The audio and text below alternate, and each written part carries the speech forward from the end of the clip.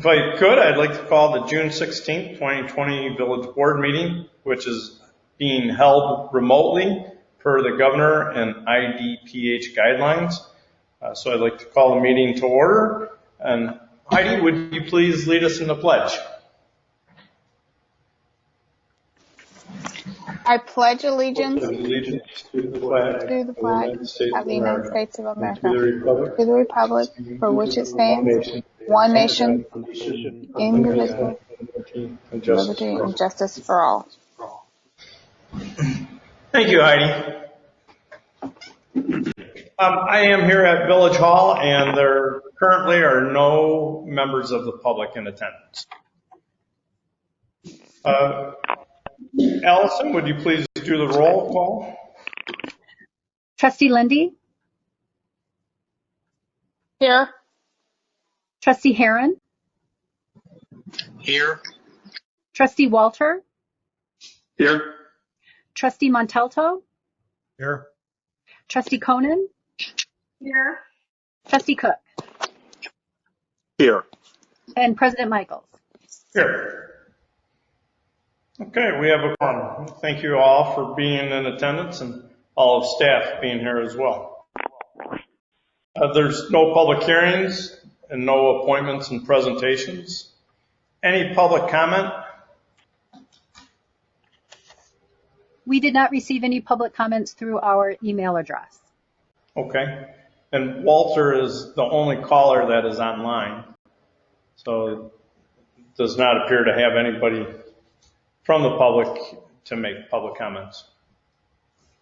I'll close that portion of the meeting. Joe is not here, Joe Wolf, to make an airport presentation, so I'll close that. May I get a motion to approve the consent agenda, which is the approval of the minutes from June 2nd, approval of the vouchers, approval of the treasurer's report, a resolution amending fees and number of licenses per liquor class, approval of the 2020-2021 liquor licenses, approval of the 2020-2021 amusement device licenses, and a resolution to review closed session minutes and recordings. I'll make that motion. Second. Okay. Any requests to remove an item? Any requests? Allison, would you please do roll call?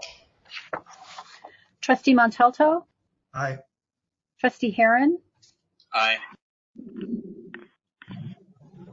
Trustee Walter? Aye. Trustee Lindy? Aye. Trustee Conan? Aye. Trustee Cook?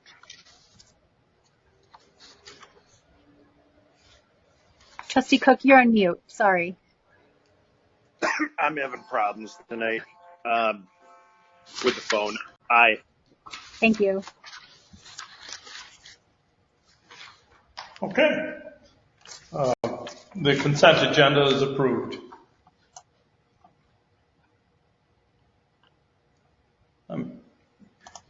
I'm monitoring the participants list in case they dial in at the last minute. So if somebody does call in, we'll ask them if they have any comments. Okay, business registration. Is this Walter? Yeah, I'll take it. Okay.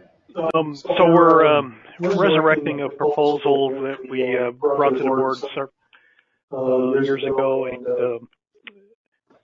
I'm sorry, I'm getting some terrible feedback. Yeah.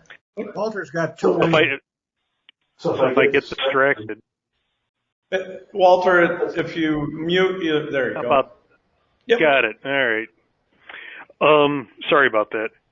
So we're bringing back a proposal that was presented to the board a number of years ago about establishing a business registration or a zoning compliance program, and the long and short of it is staff still feels a need to establish this program and collect the information that we're looking for in the application that was attached. And the pandemic actually is what has renewed interest in doing this, is because we've painfully become aware that we don't have a lot of reliable information to get a hold of people who own and operate businesses in the village. While we have business numbers, with many of them being closed, we have no way of getting a hold of the owner or a manager or anything like that. So it's a little frustrating for obvious reasons. So we'd like to revisit this and, hopefully with the board's support, implement it.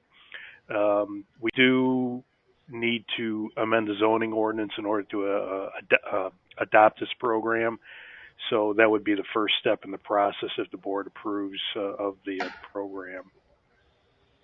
And Walter, this would renew on an annual basis in terms of, so we always knew there was updated information for management and stuff that was leaving and new people coming in? Exactly. Okay. Walter, I had a question. Under this ordinance, what would the definition of a business be? Because I know some people in town that are editors and they've got their own business, but they work from home.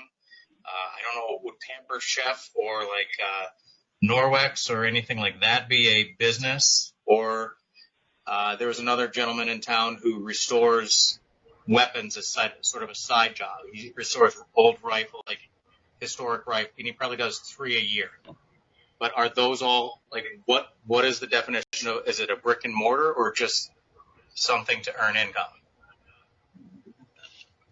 That's a very good question. I guess we'll have to define that. If I can add, it's been a while, as Walter said, since we had this before the board, but it's currently defined. It does include home occupations.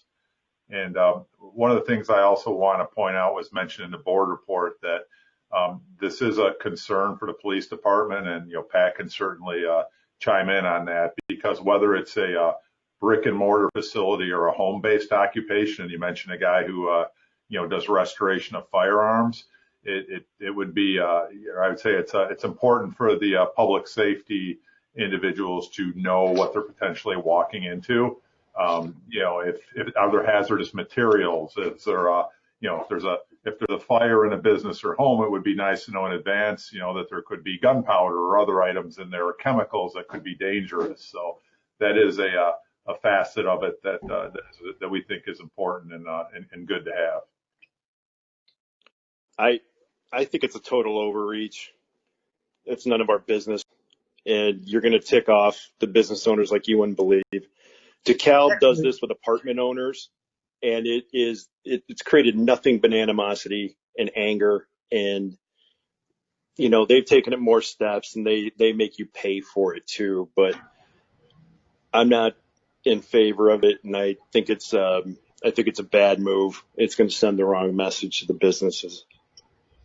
I disagree. Especially if you're going after home-based businesses. Come on, guys. Come on. I disagree. I wholeheartedly disagree. I think that in light of what we just went through, I think this is where we learn from what's happening around us. And in this situation, Ted, the village didn't have any information to contact business owners to say, how can we help? What do you need? At the end of the day, the best interest for the village is not only our residents, but our businesses, and our residents being able to patronize those businesses.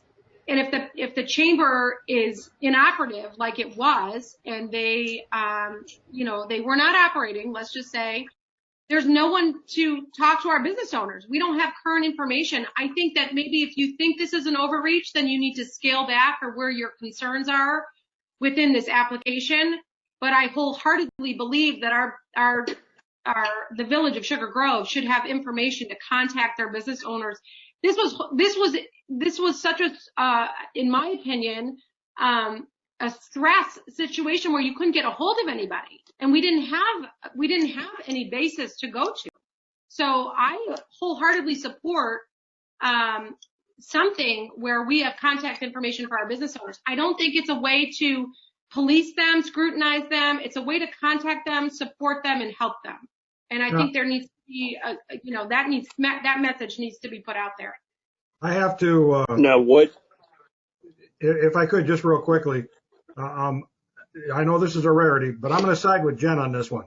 I think that, yeah, it's a normal course of business for a lot of villages, Ted.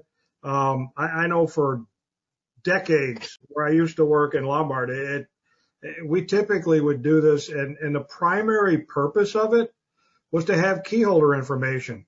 If somebody broke into a business, smashed a window out at night, if there was an alarm that went off inside, whether it be a water flow alarm or a fire alarm or a smoke detector alarm, whatever, we would call and they would have a first, second, and third choice of who they wanted us to call. And there was very little kickback. They were happy and that their files were updated on a regular basis, because we'd call and somebody go, oh, I left there 2 years ago. I don't work there anymore. And, you know, to keep that up to date on an annual basis is important, and it's a service for the businesses more than us. And I'm not in favor of charging for it. I think that it's a service for them. If it's explained to them that way, I think they'll wholeheartedly jump on board with it. I think it's a bit of an overreach for the home businesses. Go ahead, Heidi. Oh, I'm sorry. I agree with you on the being an overreach for the home-based businesses. You know, I occasionally will do something out of my home for architectural services. You know, when I had an office in Glen Ellen or Wheaton, I had to get a business license with the village, or with those municipalities, and give that information. So I understand if it's a commercial facility, then yes, I think we need that. But when you start digging into the home-based businesses where it's just somebody who occasionally does some computer work here or there, I think that's a bit intrusive, and I think you're going to get a bunch of pushback on that. Don't we have an ordinance against home-based businesses anyway, in terms of running a business out of your house with people coming and going? So I don't think it's necessary for somebody's house unless it's for an alarm system situation. But no, we do allow home-based businesses, but there are limitations. Okay. Would staff be willing to remove the blank that asks for the taxpayer identification number? Because I think that is what is really going to scare businesses. It's like we're trying to track them and monitor them. I'm not in favor of the business registration, but I think a big part of it is requesting their taxpayer identification number. If we need to look up anything at the state level, we should be able to do it through the business name. Well, I think one of the concerns there is that right now it's very difficult to know if people are registered, if they are paying their sales tax or required to the village. And yes, I mean, that, you know, from my perspective, you know, that's a battle essentially that we're constantly fighting, in that I'm sure it's a minority, but there are, you know, it's very difficult. And oftentimes, you know, businesses aren't incorporated under the same name that they operate under.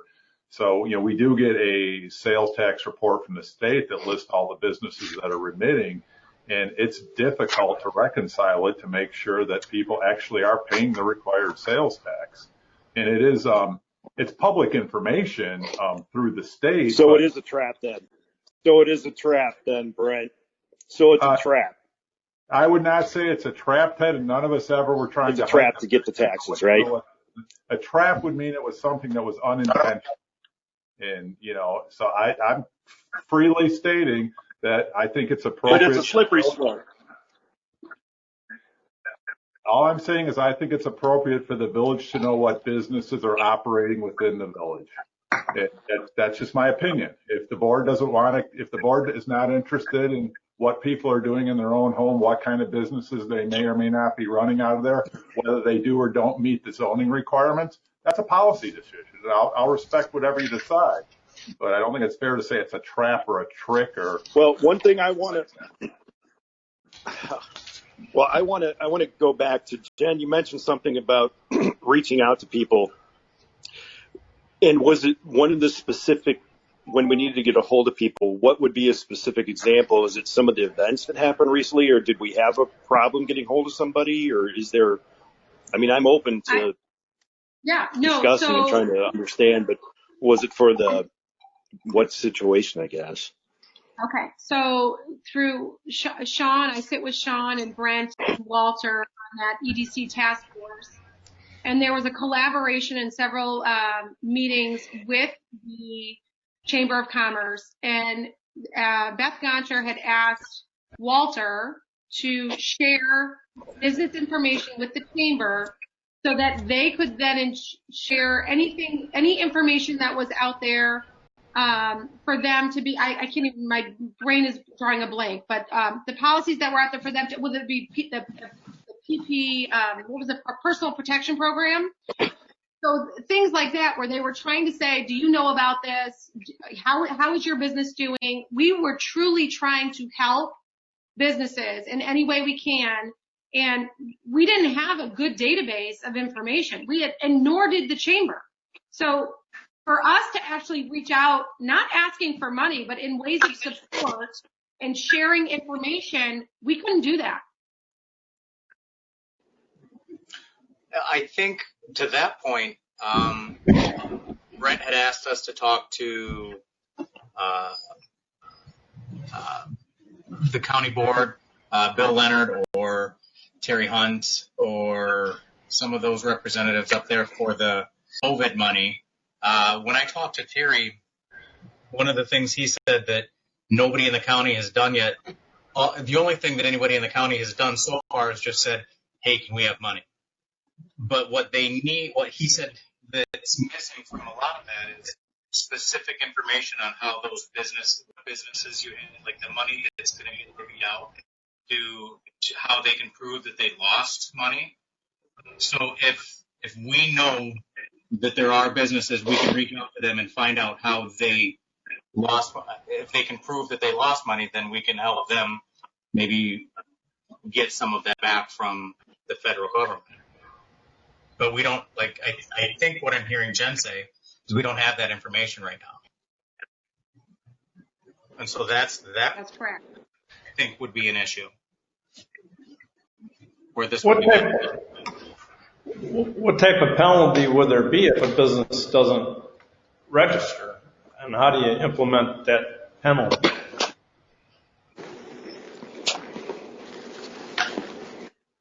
Well, initially, since it would be it'd be a zoning requirement, they'd be in violation of the zoning ordinance, and it's $25 fine.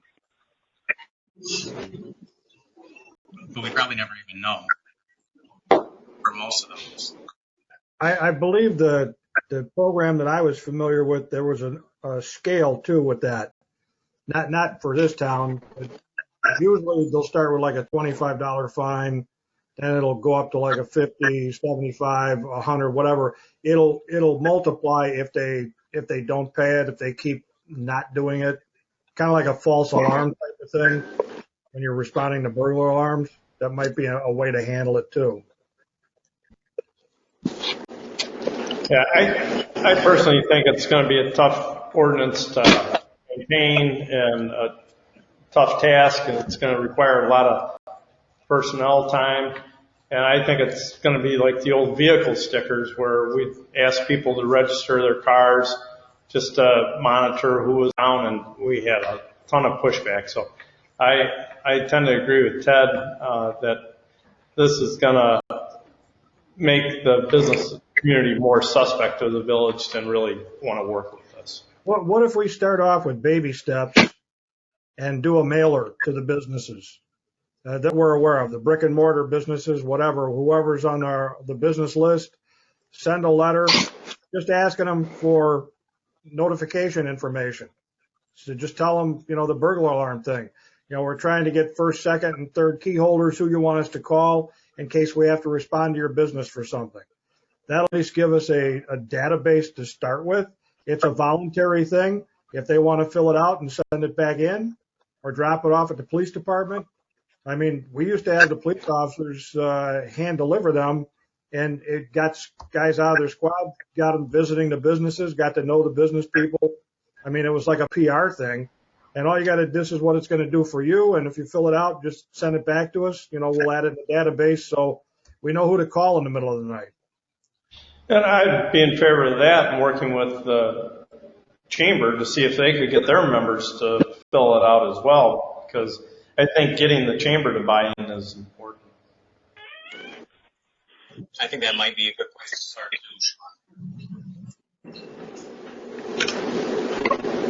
I think it's a little bit leery and so I understand what you're saying, Ted. But in my brain, anyway, I look at this as what we just went through and the struggles of not having information. So I agree with Rick that if there are baby steps to be had and we can take that you need information from owners. I don't understand the struggle. I don't understand why you'd need the information. If they want a PPP, believe me, they found it. I lived it. They're looking for it. They don't need us to hold their hand. I mean, that's ridiculous. It's insulting. I mean, we can support that. What's insulting to me is to feel that I would be a business owner in a village that doesn't give a rat's patootie about my business.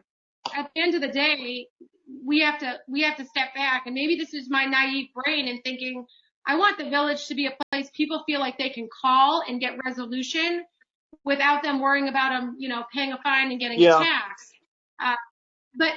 So I understand that. You're in my right. mind, But this is us trying to an open village and working with our business owners, and potentially maybe they know somebody that wants to open another business. And I get that, Sean, maybe you feel like that's all reliant on the chamber, but last I checked, the chamber isn't handling that on their own. We operate the village of Sugar Grove, regardless of what the chamber's doing. We have our own EDC. Right. That stuff needs to move forward. Right.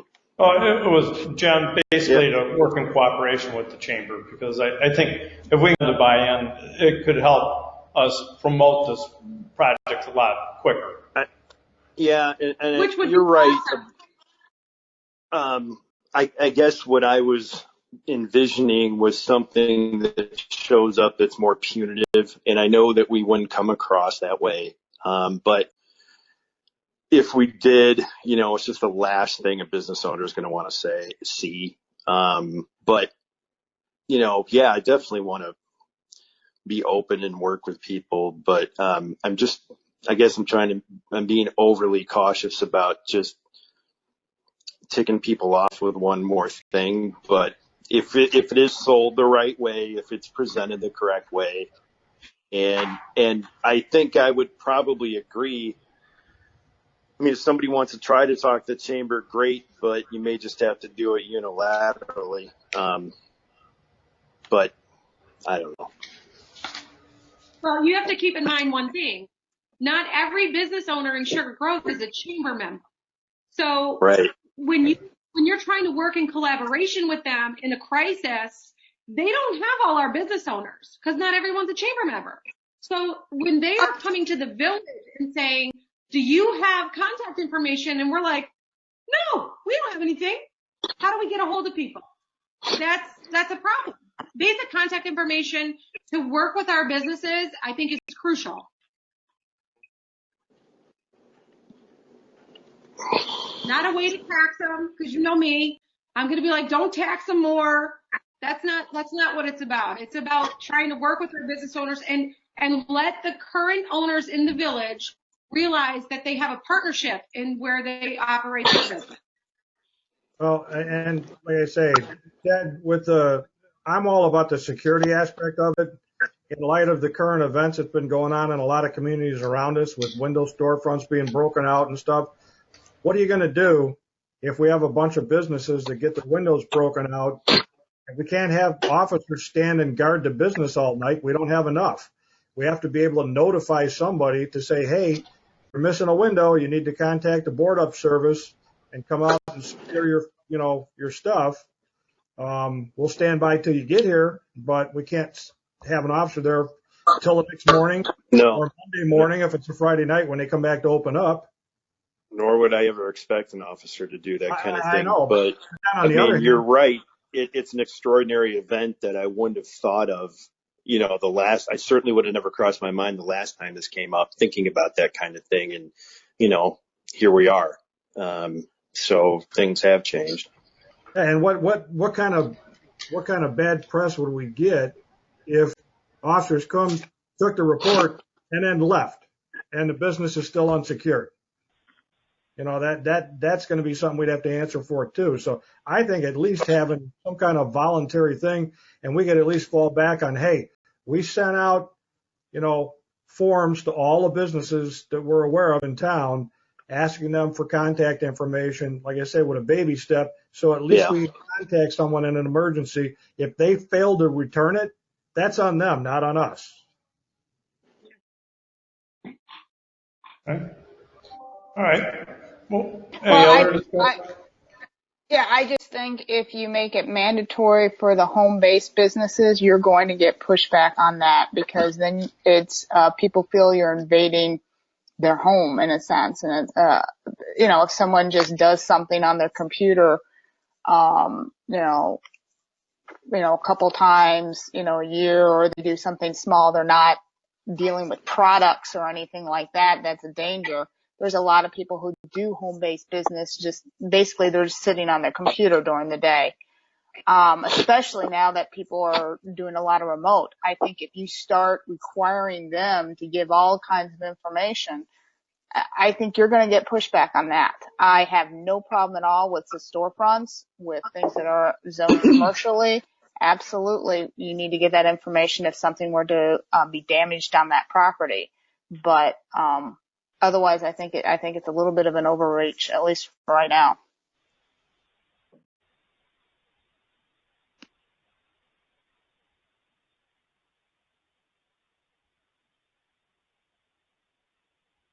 So is the consensus move forward, but Walter, scale it back? Maybe we could work. Yeah. Yep. If I may, Walter, I think what I heard was to scrap the idea of any type of mandatory registration and just send out a letter essentially to the business saying, hey, we'd like emergency contact information, and just, put it into the database, whatever we get back. So that's at least what I'm hearing, is that, it's not necessarily scaled back. I think it's a completely different concept at this point, which is fine. I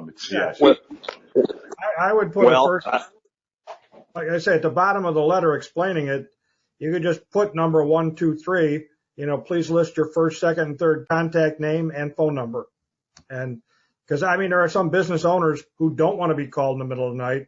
So the first contact's going to be their manager or their assistant manager or somebody else. They might be the last resort, but that leaves that up to them. Yeah, will this letter have examples? Like Rick's pointed out some good ones, Jen has, Ted has.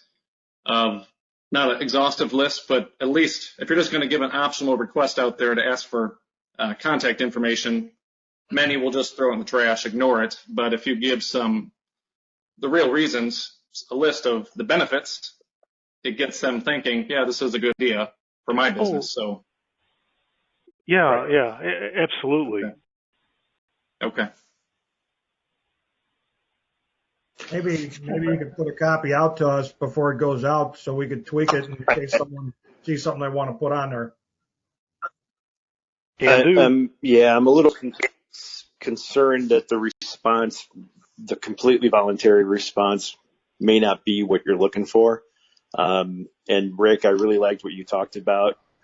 Not that we have the resources to do that kind of thing, but that sounded like a pretty cool way to do it. When you said that people would actually stop by, especially the brick and mortar, that's something that can be done very, relatively easily, even if it was done by us or EDC or whatever it would be. That'd be a pretty friendly way to do it.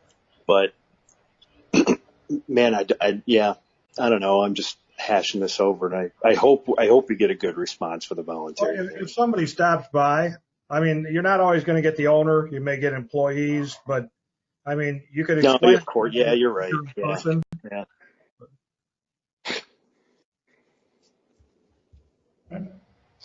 All right. Well, Walter, if you would continue to work on it, and if you could, like Rick suggested, send a copy to the board for us to comment on. I think it's a step in the right direction. Okay. Thank you. Okay. Moving on to complete streets policy. Tony and Brad have come up with a memo that outlines complete streets. It helps us with funding opportunities for street improvements. And I think this is just saying that we adopt that policy. Anything else, Tony or Brad?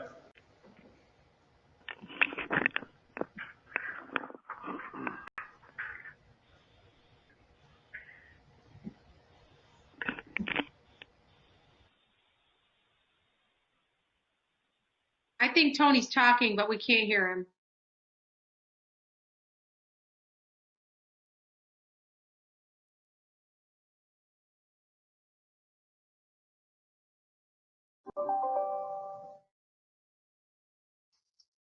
No.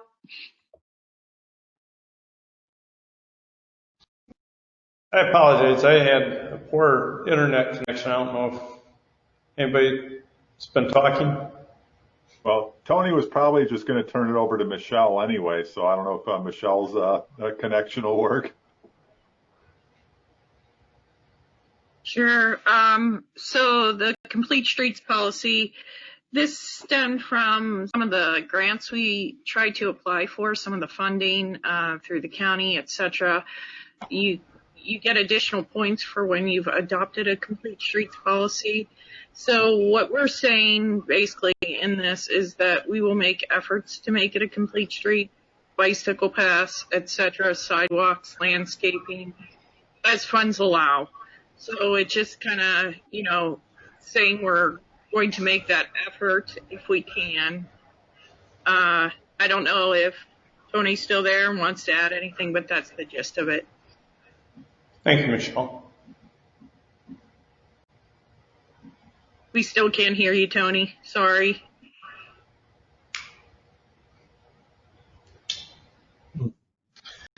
Was there any questions? Fabulous. What about, Were there any questions for Michelle or Brad?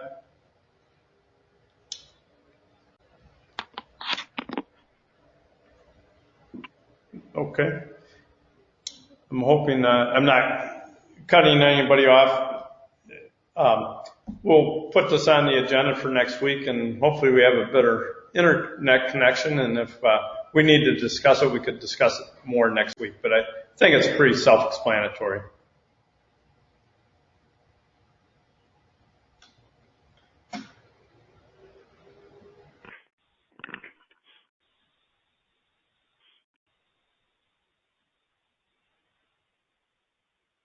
Tony says yes. Okay. All right. I refreshed my screen, so I'm starting to see more activity. Okay. Moving on to staff reports. Any questions for staff?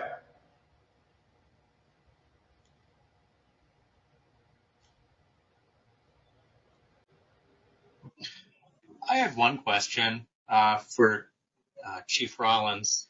I had just wondered this earlier. With all of the to-go liquor licenses that we have now, has that been an issue at all? Like, have we had any problems with, I don't know, open intox or anything like that? We are not currently experiencing anything because of the additional relief that's been provided to the liquor license holders. Okay. Random, just a wonder though. Okay. Tony, Michelle, and Brad, thanks for keeping us up to speed on the streets programs that are going around town. It's good to see deconstruction making good strides over at Bliss and 47 and the work being done at Windsor West and Mallard Point. So it's good to see all of this activity going on.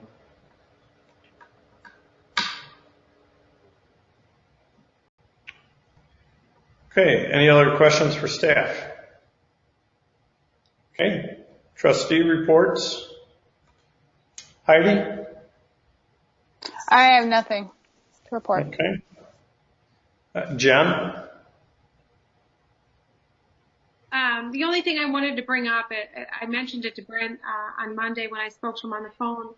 I know it was on consent agenda with the liquor licenses. I just want it to come up on a different agenda where we can discuss those. It seems like we have a plethora of fees, and I'm wondering if there's a way to consolidate what we have going on. So just an item I'd like to discuss at a future board meeting. But that's it. Okay, sounds fair. Okay, Ted?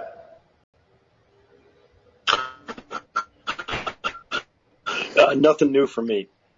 Okay. Ryan? Nothing from my end. Okay. Rick? Other than I've got a scheduled Zoom Convention Bureau meeting next Thursday. Other than that, nothing's going on. We're still on lockdown. Okay. Sean? Nothing to report from over here. Okay.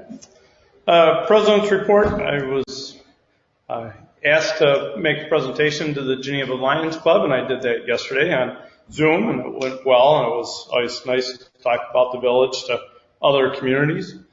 To Chief Rollins and the rest of the police department, I want to compliment you guys on your professionalism and how everything's been handled through the last couple of weeks. And I want you to know I support you wholeheartedly, and I think you have the support of the board. But you guys have done a great job, and I know it's been tough to be a police officer at this point in time, and I just want to let you know that you guys are doing a great job. Brad and Tony and Public Works staff, I really want to compliment you on Municipal Drive.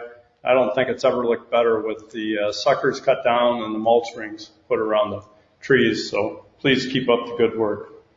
And then last, it's great to see the median at Route 47 being worked on. I stopped and talked to the resident engineer working on that project, and she thinks that the median could be completed by the 4th of July, and I don't think I ever expected it in my lifetime to see that median fixed up. It's been an eyesore for the village for many years, and I'm glad the state is stepping up and taking care of that. So, all right. It sure is.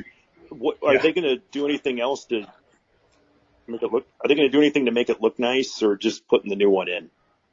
They're cutting out the curb, and then they'll put in a new barrier curb, and then repave that section. Okay. All right. Good. I know it's too much to hope for, plantings and, attractive lights. It's just a dream. Just a dream. Yeah. We'll take new concrete. Yeah, we'll take that. Okay. I don't think anybody else joined us on phone call. And I had nobody show up here. So with that, I'd like to adjourn to closed session per exception of the Open Meetings Act, not take action to discuss personnel and potential litigation and to adjourn from closed session. May I get a motion? I'll make that motion. Second. Okay. Roll call, Allison. Trustee Montalto? Aye. Trustee Heron? Aye. Trustee Lindy? Aye. Trustee Conan? Aye. Trustee Cook? Aye. Trustee Walter? Aye. Okay. Motion carries. If we could discontinue this meeting and re-register on the new meeting for closed session right away, we'll get this over shortly. Thank you.